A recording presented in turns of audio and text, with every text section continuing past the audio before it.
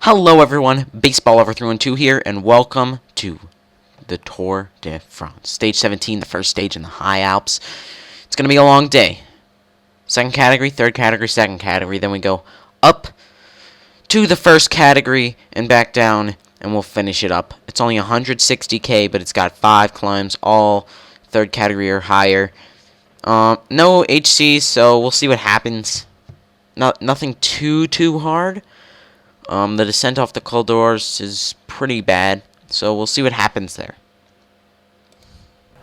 So we're in the race, and that's basically it.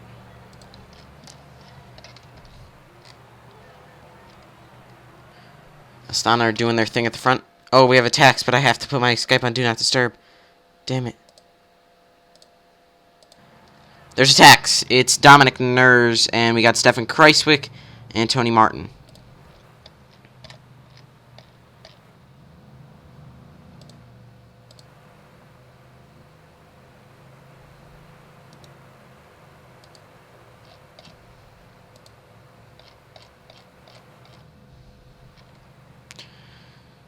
Another group, it has Christian Durasek, Tommy Vogler, Wellens, Geraint Thomas. Geraint Thomas has been attacking a lot for Sky. That's not usually something that you see, but that's what it is today. That's how it's happening, and this is your break for the day. So let's go over the riders in the break. We got Durasek, 54th overall from Lamprey, as we go up to the second category climb. Tim Wellens, decent climber, but mostly a puncher. Tommy Vogler, he's always up there. He's a fighter. Kreiswick is there. He's a very good climber, 30th overall. And they're attacking. Wellens is going for it. He is 11th on mountain points. Tommy Vogler's 7th. If they want to actually try it here, they could make a run at it today. And Vogler really wants to. He's putting on the pressure. Only Wellens seems to really want to match it. Kreiswick and Villermo are right there as well. And Kreiswick is going to get it for Wellens. Vogler sinks all the way to 6th there. Andrew Talansky is in this group, and he's probably the best climber there. Maybe Kreiswick as well. Talansky, he was right up there, and he had a couple of really terrible days after a crash, and I think that he's just been healing from it, but now he's back up in this front group, and obviously he wants to do something, so we'll see what happens. Well, they were going for the mountain points before, and they're doing it this time as well. Wellens leads it out Vogler, and this time Talansky's trying to hang on with them. Talansky can't do it. Wellens wins. Oh! Wellens took it, but that was really tight. Vogler almost tried to come around. Talansky tried to go with him. The other guys didn't even try because it's the third cat. 4K until the intermediate sprint, and it's Debushera on the front for whatever reason. Probably Andre Greipel. Anyway, these guys are getting up here.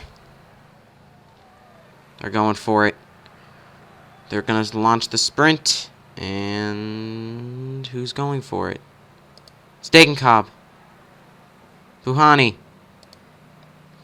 Did Damar just pip him? It looks like Greipel, Farah, Fonseca, but only 6 places could get it, so let's look. And it was Buhani first, then Degenkolb. Damar tried to get him on the line, couldn't do it. Then Greipel, Farah, and Fonseca. And once again, due to some thing, Peter Sagan doesn't go for it, and neither does Mark Cavendish. We're getting near the top of the Col de la Saint-Michel, and Andrew Talansky's already falling off. So he tried to go in the break today, but he's showing that whatever illness he has, it's not getting better. He's trying, but it's not working out. I mean, there's no way that he would be dropped this early if he was still feeling well. I mean, he was in the top 10 in GC through the Pyrenees, so obviously something's going on here with Andrew Talansky. He tried today. He's a fighter, but it was not to be. So the Col de la Côte Saint-Michel, It'll be Wellens leading him over. Vogler next. We're on the Col d'Allo, and Enter Talansky is being caught. You know, good on him for trying. Now, if he wants to, he might want to help out his teammate Dan Martin, who is 6th overall. So there's still an opportunity for him to help out a bit. Ryder Hagedal's also up here for Dan Martin, but not really in front of him. Takeoff just doing pace on the front. Really nothing going here. Just kind of slowly going back and forth. Nobody wants to do anything on this second to last climb. Still 100 guys in the peloton. But it's Dominic Ners on the front of the peloton. On the front of the breakaway, really pushing it. And now Contador's team has put on the pace. Ivan Basso, Rafael Micah, Michael Rogers. Even Peter Sagan doing some work. Where's Kreuziger? He's back here.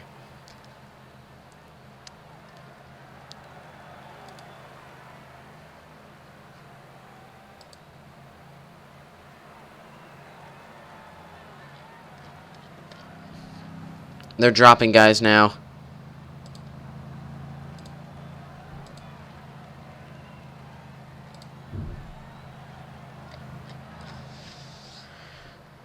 Tony Martin cracks. He's back with the peloton now. And 4 men have broken away. Thomas Vogler can't take any more. Dursek is cracked. Viamo.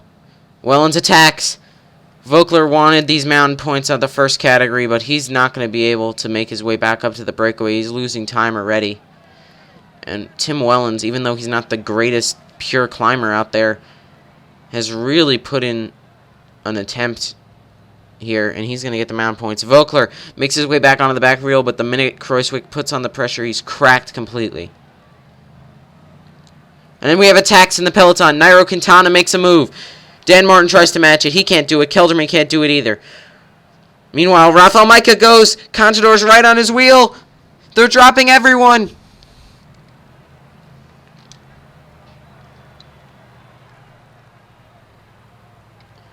Rafael Micah really putting on the pressure. It's 30 seconds up to Nairo Quintana. Where's Valverde? Valverde's still in the second group. As Contador goes away with Rodriguez, Nibali sits up. He can't do it anymore. Fulsang has to come back to the front and start pacing. He's got Scarponi with him as well. Rafael Micah has put in a great turn to get Alberto Contador away on this descent. Nairo Quintana is about 30 seconds up, more or less.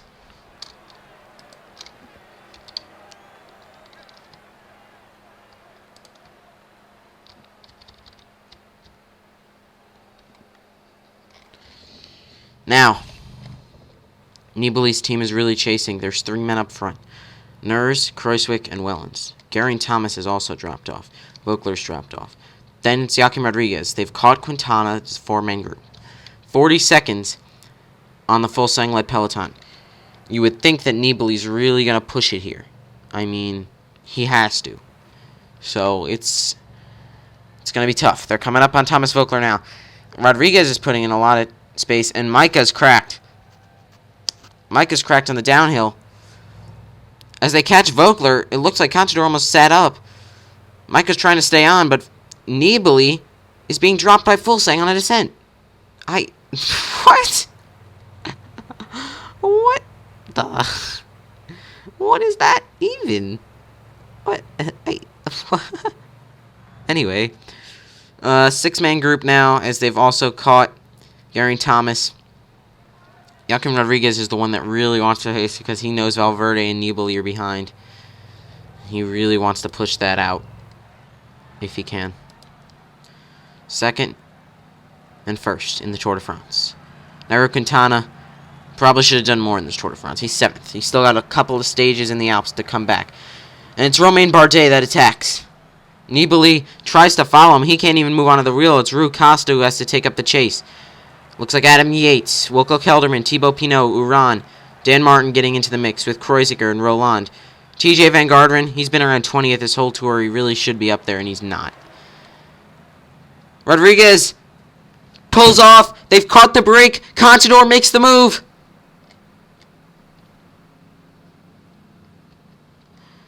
Rodriguez is right with him, but he falters. He's gone. Contador's riding away with it. Meanwhile, Kruijswijk gets in front of Kelderman. They're going for it. Nairo Quintana was just wiped out. Just couldn't do anything. Contador's well under one. And they're all cracking. Joaquin Rodriguez overexerted himself. It's going to be Alberto Contador who takes the victory at Pralou. Adam Yates is going to get a great second place here, followed by Wilco Kelderman and Romain Bardet, but they're all overshadowed by Contador. Here's Costa, Thibaut Pinot. Joaquin Rodriguez comes in well behind. At 2 minutes 30 comes Dan Martin, Stefan Kreuziger, Quintana, Ners, Poles, Roland. Alejandro Valverde and Nibali don't come home till almost 4 minutes. There's Rafael Micah. He did a great job for Contador today. Geraint Thomas coming home. Galopin losing more and more places on GC.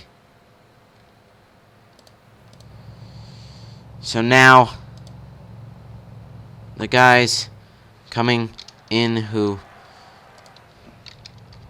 couldn't do anything today.